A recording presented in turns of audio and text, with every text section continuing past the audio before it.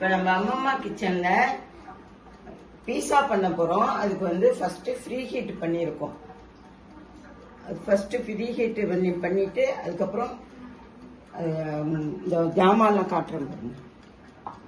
இது மைதா, இதுல ஈஸ்ட் போட்டு கொஞ்சம் வெதுவெதுப்பான சுடு தண்ணி ஊற்றி பிசைஞ்சு 1 hour ஊற வச்சிருக்கோம். இந்த ஈஸ்ட் போட்டிருக்கோம். இது வந்து பன்னீர் கட் பண்ணி வச்சிருக்கேன், குடமிளகா கட் பண்ணி வச்சிருக்கேன், ஆனியன் கட் பண்ணி வச்சிருக்கேன். இது நம்ம இப்ப எப்படி செய்யறதுன்னு பார்ப்போம். ஓட்டை பண்ணிக்கணும். இது பாருங்க, கொஞ்சம் உப்பி வந்திருக்கு பாருங்க. பிசைஞ்சு வச்சதுல மாவு பிசையும் போது கொஞ்சம் சுகர், ஈஸ்ட் போட்டு கொஞ்சம் வெதுன்னு தண்ணியில பிசைஞ்சு 1 மணி நேரம் வைக்கணும். இது மாதிரி நல்லா சாப்பிட்டா உப்பி வந்துடும்.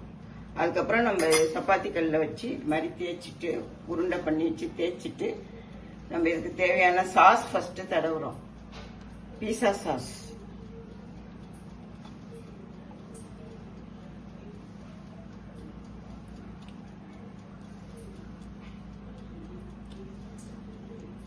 நல்லா ஃப்ரெட் பண்ணிக்கணும் ரவுண்ட் எல்லாத்தையும்.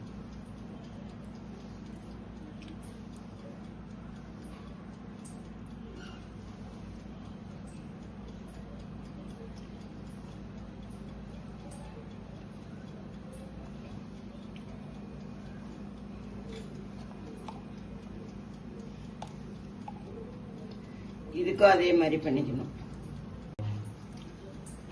இப்ப ஆனியன் போட்டுக்கோங்க.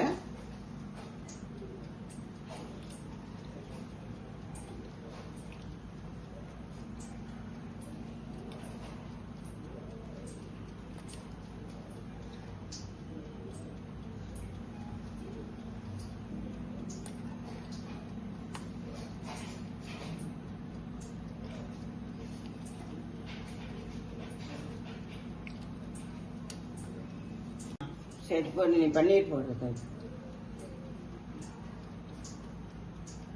இப்போ பன்னீர் போட்டு இதை உள்ள வைக்க வேண்டியதுதான்.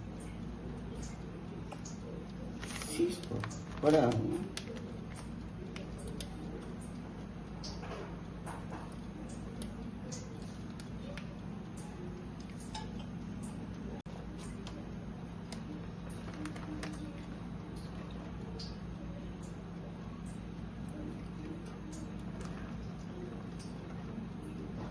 சீஸ் போட்டுக்கோங்க. இந்த மாதிரி மேல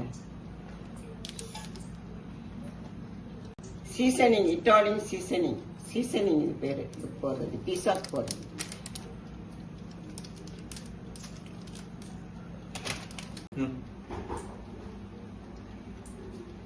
இது ஏற்கனவே ரெடி வந்துடும். இதை நம்ம மைக்ரோவேவ்ல வைக்க வேண்டியதுதான். இப்ப இது ரெடியா இருக்கு மைக்ரோவேவ்ல வைக்கிறதுக்கு. பீஸா பாருங்க, இந்த பீஸா பாருங்க எவ்வளவு ரவுண்டா எவ்வளவு அழகா வந்துருக்கு பாருங்க. நாங்கெல்லாம் சாப்பிட்டோம், செம்ம டேஸ்டா இருக்குங்க. நீங்களே இதே மாதிரி ட்ரை பண்ணி வீட்லயே ட்ரை பண்ணி பீஸா செஞ்சு குழந்தைங்களுக்கும் கொடுங்க, நீங்களும் சாப்பிடுங்க.